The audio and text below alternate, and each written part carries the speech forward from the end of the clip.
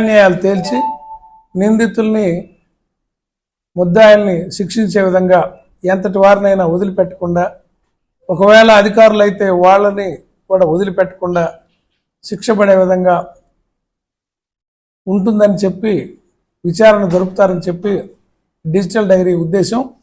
Digital డైరీని వాడుకొని మన పార్టీ యావత్తు కూడా, పార్టీ కాదు ఇతరులకైనా కూడా సమాజంలో ఎవరికన్నా అన్యాయం జరుగుతూ ఉంటే, ఈ ప్రభుత్వంలో కానీ మేలు న్యాయం జరగదని మీకు అనిపిస్తే ఈ డిజిటల్ డైరీలో రిజిస్టర్ చేయండి. ఈ 3 సంవత్సరాల తర్వాత మన ప్రభుత్వం వచ్చాక మీ అందరికీ న్యాయం చేసే బాధ్యత వైఎస్ జగన్మోహన్ రెడ్డి గారి నాయకత్వంలో వైఎస్ఆర్ పార్టీదని చెప్పి ఈ సందర్భంగా తెలియజేస్తా ఉన్నాం.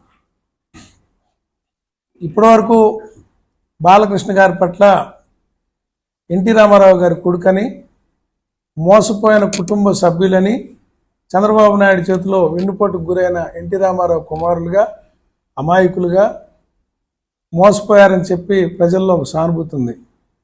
కానీ చంద్రబాబు నాయుడు పవన్ కళ్యాణ్కి ఇస్తున్న ఇంపార్టెన్స్ని ఓర్చుకోలేక, చిరంజీవి గారికి సమాజంలో ఉన్న గౌరవాన్ని ఓర్చుకోలేక ఆయన ఈ రకంగా అసెంబ్లీలో వెళ్ళగక్కుతూ జగన్ గారి మీద నోరు జారాడు.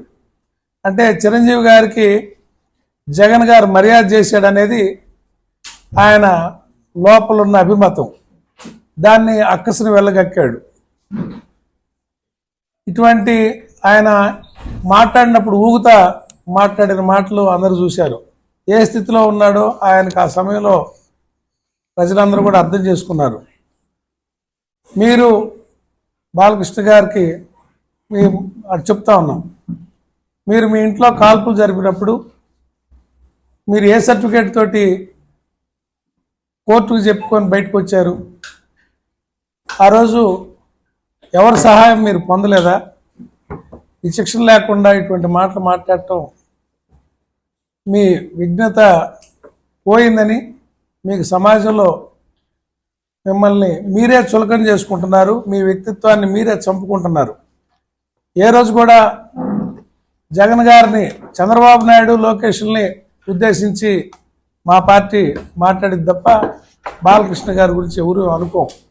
కానీ బాలకృష్ణ గారు అనవసరంగా ఎవరికాడైతే సహాయం పొందాడో వాళ్ళతోటి విమర్శించడం వల్ల ఎన్టీఆర్ నేర్పిన సంస్కార విధాన్ని మా అందరికీ ఆశ్చర్యంగా ఉంది. ఇది మంచి పద్ధతి కాదని తెలియజేస్తున్నాం.